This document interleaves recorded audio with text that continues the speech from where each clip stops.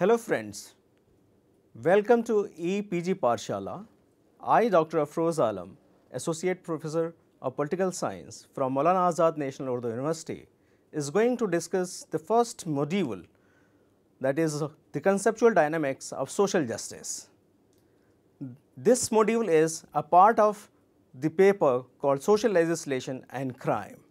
The primary objective of this paper is to understand the different theoretical frameworks of social justice as developed by numerous thinkers. Second objective is to enable you to articulate their own position in a clear, coherent manner on the issues of social justice and to examine contemporary issues concerning social injustice with remedial tools of social legislations. Let us discuss the historical background of this concept. Historically, human society has always been judged by the principle of social justice, which created context for social legislation. At the same time, there have been ambiguities associated with these two notions, social justice and social legislations. The present module aims to understand the conceptual underpinnings of social justice causing social legislations at every phase of human civilizations. What is social justice? Why does social justice matter? Is it concerned with equal opportunity or outcome, or distribution of resources, or capabilities, or removal of poverty, or creation of just institutions? What is social legislation and how is it linked with the principle of social justice? While perusing these notions, you will find that there are great theoretical disagreements on the issues and remedies of the social justice concept. For example, John Rawls' egalitarian overtones of social justice was criticized by the Libertarian scholars. Frederick Hayek regarded social justice as a weasel word, while Robert Nozick argued that if individuals have acquired their property through just transactions, then whatever results is just. On the other hand, Amartya Sen and Martha C. Nussbaum approached the question of justice on a totally different terrain of capability. In this background, there is a need to explore the broad contours of social justice and its different theoretical frameworks through the writings and opinions of eminent thinkers. Let us first discuss what are the social justice and social legislation. In its modern sense, the term social justice has been used to ensure social well-being of the people by promoting a just society. It is generally argued that in conditions of social justice, people are not to be discriminated against, not their welfare and well-being constrained or prejudiced on the basis of gender, sexuality, religion, political affiliations, age, race, belief, disability, locations, social class, socio-economic circumstances, or other characteristic of background or group membership. According to Auguste Kokowski and Marius Norris, social justice is a society in which justice is achieved in every aspect of society, rather than merely the administration of law. However, as a distinctive concept, social justice is concerned with a just distribution of resources, opportunities and privileges in the society, as well as wages, profit, housing, Medicare, welfare schemes to meet the principles of justice. In a word, social justice is all about who should get what and how. Opinions of the political thinkers are highly divided on what is called justice, just distribution. As a result, a number of contrasting principles of social justice came into effect, like to each according to his needs, to each according to his rights, to each according to his deserts, to each according to his labor, and to each according to his capability. Be that as it may, to promote the cause of social justice, there has always been the need of social measures to protect the interests of those who are the recipient of social injustices by means of special laws. These special laws are collectively referred as social legislations. Socio-criminal problems have always been addressed with these legislations like sati pratha, child marriages, immoral trafficking, widow remarriages, juvenile wrongdoing and female infanticide, and so on. To promote social justice, laws have always been invoked to protest the interest of marginalized communities like women, scheduled castes, scheduled tribes, elderly, physically disabled, sex workers, juveniles, and so on. Social legislations go hand in hand with social justice by ensuring basic rights of life, liberty, health, education and employment made available to the disadvantaged section of the society. Social legislations are also needed to tackle the new forms of crime, juvenile wrongdoings, socio-economic injustices, socio-economic inequalities and problems of social security in contemporary times. In a word, social legislations have always been an instrument of social change. For instance, a woman can acquire, hold and transfer absolute property in addition to Sridhana under the Section 14 Clause 1 of Hindu Succession Act 1956. Similarly, under Section 6 Clause 1 of Dowry Prohibition Act of 1961 requires the dowry amount to be transferred to the bride within 3 months of the times of the solemnization of the marriage. Child Marriage Restraint Act 1929 has restrained child marriages in a manner in matters of employment. A woman is entitled to pay equal pay as her male counterparts. Similarly, Article 17 of our Constitution and Civil Rights Act has abolished untouchability, which proved the way for social mobility. Thus, social justice with its remedial tool called social legislation aim to remove all inequalities and affording equal opportunities to all citizens in social affairs as well as economic activities, and thus bring not only positive social changes and reforms but also ensure a wholesome social development in its true sense. The term justice without doubt means justice to the deprived and weaker section of the society, bringing an egalitarian order under which opportunities are afforded to the weaker sections of the society. The former Chief Justice of India, P.N. Bhagwati, also observed, today a vast social revolution is taking place in the judicial process. The law is fast changing and the problems of the poor are coming to the forefront. The court has to innovate new methods and devise new strategies for providing access to justice to large masses of the people who are denied their basic human rights and to whom freedom and liberty has no meaning. After understanding the broad notions of social justice and social legislation, we need to explore the different conceptual framework of the social justice. Like that, the understanding of social justice. Let us look at this. It is now agreed that the social justice is an evolved but complex notion. The most recent theories of scholarly statements about social justice illustrate the complex nature of the concept. The earliest notion of social justice tackled the questions of distributive fairness, especially considerations of equality and allocations of resources. The procedural aspect of justice was highlighted, which addressed not only outcomes but decision-making rules used to determine that outcomes. Thereafter, interactional justice came into picture to incorporate concerns about informal as well as formal treatment by others in everyday life. And finally, retributive and restorative notions of justice became the focal point in locating the principle of social justice. Without going much in detail in classical past, we aim to focus on the contemporary conceptual development of social justice. In this regard, and to address the issues of social justice more seriously in modern times, we will focus on the work of 5 thinkers, and they are John Rawls, Frederick Hayek, Robert Nozick, Amartya Sen and Martha Sen Nussbaum. Let us look at the John Rawls' egalitarian discourse on social justice. The egalitarian discourse on social justice reached its high point in 1971 with the publication of A Theory of Justice, a book written by the Harvard philosopher John Rawls. To Rawls, social justice is about assuring the protection of equal access to liberties, rights and opportunities, as well as taking care of the least advantaged members of the society. In this pursuit, Rawls argues for a theory of justice which is based on the maintenance of the following 2 principles. First, each person is to have an equal right to the most extensive basic liberty compatible with a similar liberty for all. Social and economic equalities are to be arranged so that they are both first, to the greatest benefit of the least advantageous section, and the second is to attach to the offices and positions to all under conditions of fair equality of opportunity. Rawls' first principle is a familiar notion. Each person has an equal rights to free speech, association, conscience, thought, property, a fair trial to vote, hold offices, qualities and so on. Principle 2a is also familiar. Jobs and services should be open to all, means equal access.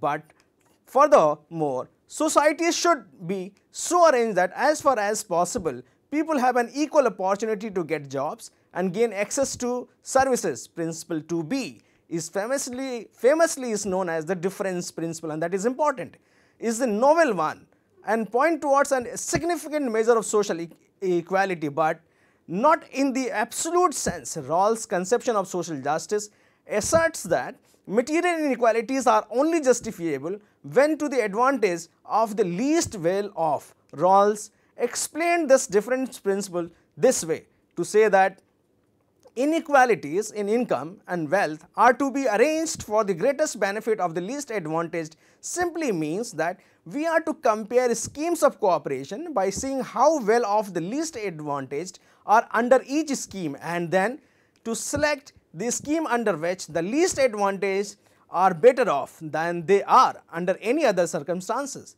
By the least advantaged, Rawls is referring to those who lack what he calls primary goods. What does primary goods means? Primary goods, according to John Rawls, include things needed and required by person seen in the light of the political conception of person as citizens who are fully cooperating members of the society and not merely as human beings apart from a normative conception. These goods are things citizens need as free and equal persons living in complete life. They are not thing, it is simply rational to want or desire or to prefer or even to carve. Such goods includes the basic rights and liberties, freedom of thought and liberty of conscience and the rest, and the freedom of movement and free choice of occupation against a background of diverse opportunities, which is opportunities allow the pursuit of a variety of ends and give effects to decisions to revise and alter theme. Powers and prerogatives of office and positions of authority and responsibility. Income and wealth, understood as all purpose means to having an exchange value generally needed to achieve a wide range of ends, whatever they may be, and the social base of self-respect, understood as those aspects of basic institutions normally, essentially, if citizens are to have a lively sense of their worth as a person and to be able to advance their ends with self-confidence. Rawls also argues that the first principle, the basic liberty principle, has lexical priority in case of conflict over the second principle. That means you cannot sacrifice liberty for economic justice.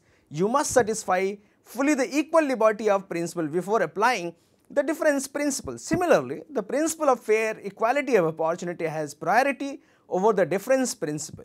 Rawls specifies that the fair equality of opportunity requires not merely that public offices and social positions open in the formal sense, but that all should have a fair chance to attain them. Nevertheless, Rawlsian idea of social justice became subject to the intellectual and political onslaught in the name of economic efficiency. The pursuit of social justice is harming economic growth and to the detriment of all members of the society. The intellectual strand of this reflection was developed by Friedrich von Hayek and Robert Nozick. Let us look at their conception of justice. Von Hayek on social justice. Hayek, the winner of Nobel Prize for Economics in 1974, offered neoliberal critique to the idea of social justice.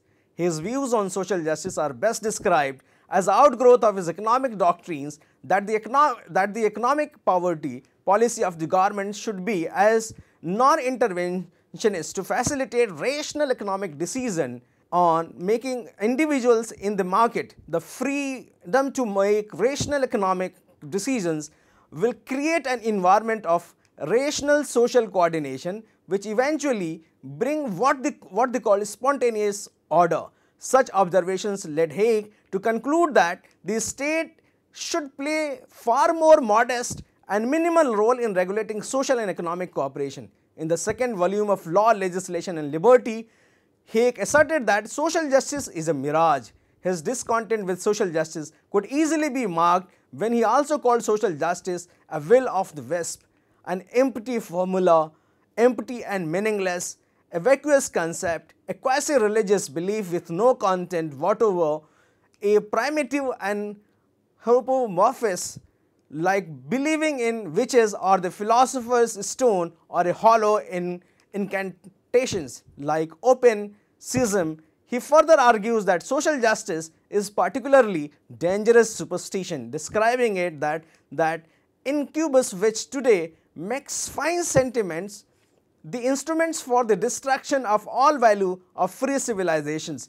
leading to the destruction of the indispensable environment in which the traditional moral values alone can flourish, namely personal freedom. Furthermore, social justice has become a source of sloppy thinking and even intellectual dishonesty. In his later works on the errors of socialism, entitled The Fatal Conceit, he called the word social a weasel word. He referred to social justice as much the worst use of social, on the one that wholly destroys the meaning of the word of qualities of semantic fraud. It should be added that Haig's hostile remarks on social justice and insistence on minimal government is much influenced by and inverted by tendency to mistrust the motives of politicians. In a sense, he is not claiming that the idea of social justice is meaningless. In fact, he looked at human conduct and situations created by human in terms of just or unjust in this line. Haig does not deny what we may have a duty to help reduce inequality and suffering and caused by others or by nature. He also implicitly accepts the legitimacy of the state provision of income, support for those who can't support themselves in the market. Haig, for example, suggests that a scheme for assistance against severe deprivations is in the interest of all.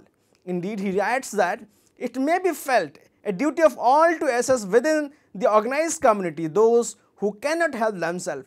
Here, Haig agreed to the principle that there may be a moral imperative to put in place a minimum income. In his earlier work, The Constitution of Liberty, he conceded that a more equal distribution of income or wealth was desirable, but did not approve the desirability of discriminatory coercion or privilege as sufficient justification to achieve the same.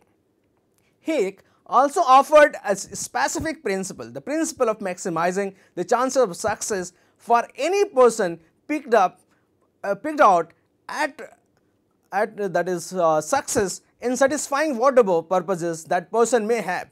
Haig also argues that there is no need of morality to justify specific distributions of income or wealth which have not been brought about deliberately but are the outcome of game that is played, because it improves the chances of all. His confidence in libertarian society led him to claim in social justice, socialism and democracy that the least well off under a free market society do better and get more than they would in an egalitarian, centrally directed system. Let us look at the Robert Nozick conception of social justice, which is called entitlement theory of justice. Robert Nozick, through his book Anarchy, State and Utopia, made serious attempt on the second half of the 20th century to reaffirm the values and belief of classical liberalism. As such, it quickly became one of the key texts of the so-called libertarian and new right. This text is leading philosophical counter-statement of Nozick to the ideas of social justice developed by John Rawls. Drawing from Lockean doctrines of inalienable natural rights, Nozick argues for the entitlement theory of justice. The basic presumption of Nozick is that societies consist simply of individuals, each of whom is assumed to be endowed with nature with rights that no government may infringe or abrogate without their bearers' consent. One consequence of the inviolability and moral supremacy of the individual is that the infringement of individuals' right for supposedly greater good is inadmissible in any process of political decision making. Another consequence is that the only kind of state that is rationally justifiable is minimal state, equipped with just enough power to perform the function of protection and defends a state that is the will impinge upon the rights of its subject as little as possible. He suggested three justice preserving principles. First, a principle of justice in initial acquisition explains the circumstances under which property can be appropriated from nature. It means wealth has to be justly acquired in the first place. That is, it should not have been stolen and the rights of others should not have been infringed. A principle justice in transfer explains how property can justly be transferred from one person to another. It means that the justly acquired wealth has to be justly transferred from one responsible person to another. A principle of justice in rectification deals with the violation of the first two principles. It means if wealth has been acquired or transferred unjustly, this injustice should be rectified. It is clear from the above principle that, like Hayek and many other libertarians, Nozick was also deeply suspicious about the idea of social justice and rejected absolutely the moral basis of the redistribution of wealth and resources. He argued that if wealth is transferred from the rich to poor, either within a society or between societies, it is only as an act of private charity undertaken through personal choices rather than moral obligation.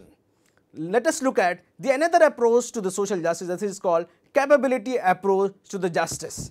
Capability approach has been developed in the late 20th century as an alternative to distributional equality principle to social justice. It was initially proposed by Amartya Sen and developed by Martha Nussbaum and others. Let us discuss the conception of these two scholars in further detail. Both Sen and Nussbaum have argued that justice is concerned with the distribution of capabilities, which are the effective abilities, means opportunities of individuals to function. Let us look at deeply the Amartya Sen's idea of justice from the perspective of social justice. Amartya Sen, through his recent intervention, the idea of justice and earlier works like Development as Freedom on economic inequality, poverty and fairness, approach the question of justice differently.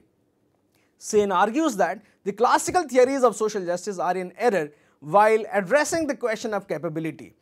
In Development as Freedom, Sen argues that what matters is not what resources you have or what level of subjective welfare you can achieve, but rather what your resources and others and other opportunities allow you to do and be. Sen calls the phenomena as your capability function. For Sen, different individuals might need different packages of resources to function to the same degree dependent on their particular needs. Sen further argues that a functioning is an achieved being or being healthy, having control over your environment and so on, whereas a capability is in effect one's opportunity to achieve a functioning. For example, if a rich person decides to fast, he or she may lack the functioning of nutrition, but he or she still has the capability. The person could nourish himself if he or she were choose to do so. Sen thus propounds that government should be concerned with ensuring the concrete capabilities of their citizens rather than functionings. Through his book Idea of Justice, Amartya Sen offered a powerful critique of the Rawlsian notion of social justice. His criticism of Rawls is revolving around the neglect of Nyaya or Niti by Rawls. The Niti-Nyaya distinction ranges over two disagreements. First, Rawls focuses upon what a perfectly just society should do, whereas for Sen, the most important problems that we need to confront are comparative problems concerning ways of moving forward societies that are less unjust. Second, for Rawls, justice is essentially about institution, and the particular distribution of goods are derivatively just if they are produced by just institutions. Sen, on the contrary, thinks that justice is essentially about how well or badly off individuals actually are and what happens to the people seen linked capabilities with substantive freedom, focuses on the actual ability to do different things what a person values. For example, a person with a large amount of wealth cannot be considered advantage if she suffers from a severe disability. Rawls primary goods are for Sen that a fetishist because they wrongly consider primarily means where they should rather consider ends.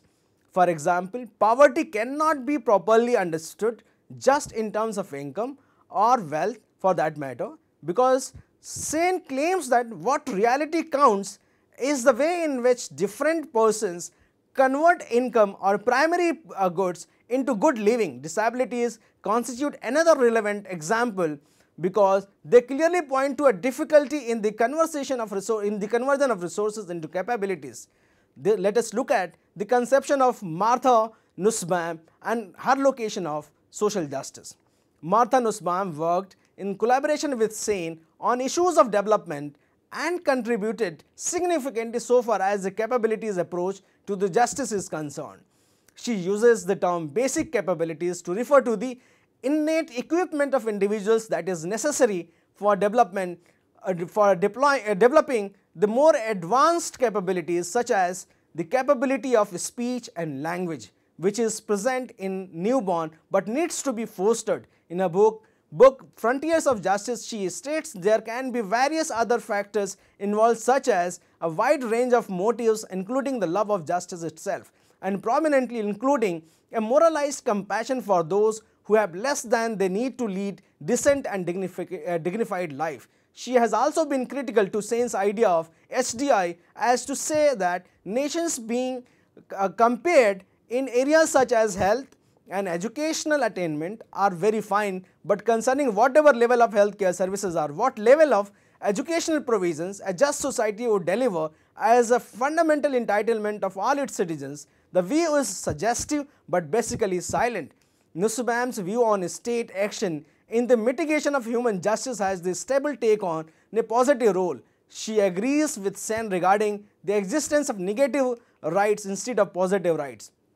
Often, fundamental entitlements have been understood as prohibitions against interfering state action, and if the state keeps its hands off, those rights are taken to have been secured. The state has no further affirmative task, says Nussbaum. Thus, she says, leaves things disgracefully and undermined as to whether hindrances supplied by the market or that is private actors are to be considered violations of fundamental rights of citizens. Rather, she demands an affirmative understanding of fundamental rights, believing in it to be extremely important for establishment of social justice, and understanding that directs government to think from the start about what obstacles there are to full and effective empowerment for all citizens, and to devise measures that address these obstacles. Nussbaum not only strengthen the capability approach but also produce the provisional list of capabilities in a book Women and Human Development. The capabilities approach, which she claims has universal validity and should be enshrined in every country's constitution. First, life, being able to live to the end of a human life of normal length. Second, bodily health, being able to have good health, including reproductive health, to be adequately nourished, to have adequate shelter.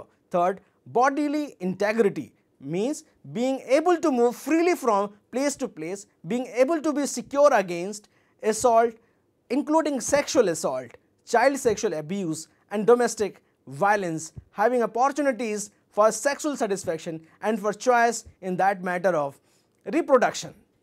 Another is sense, imagination and thought, means being able to think, imagine and reason, and to do these things in a way informed and cultivated by an adequate education, freedom of speech, expression and religion. Emotions is another capabilities, being able to have attachments to things and people outside to ourselves, to love those who love and care for us. Another is practical reason, being able to engage in practical reflection about the planning of others' life. Another is affiliations, being able to live with and toward others, to recognize and show concern for other human beings, to engage in various forms of social interaction, having the social basis of self-respect and non-humiliation, not being discriminating against on the basis of gender, religion, race, ethnicity and the like. Other species, being able to live with concern for and in relation to animals, plants and the world of nature. Let us sum up the discussion of today's module. To sum up, The term social justice is widely used in political and philosophical debates and fiercely contested. This has given rise to diverse perspectives on social justice.